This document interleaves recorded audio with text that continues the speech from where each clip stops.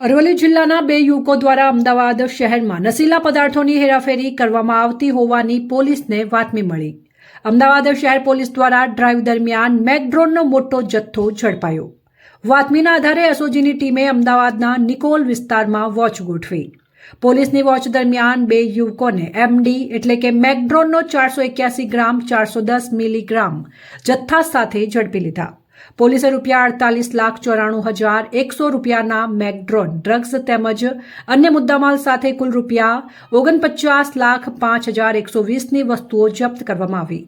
અમદાવાદ ભક્તિ circle Nikol police station road HP petrol pump પાસે આવકાર હોમ્સ બિલ્ડિંગની વચ્ચે ઝડપાઈ ગયેલા બંને વ્યક્તિઓ મોડાસાના હોવાનું સામે આવ્યું।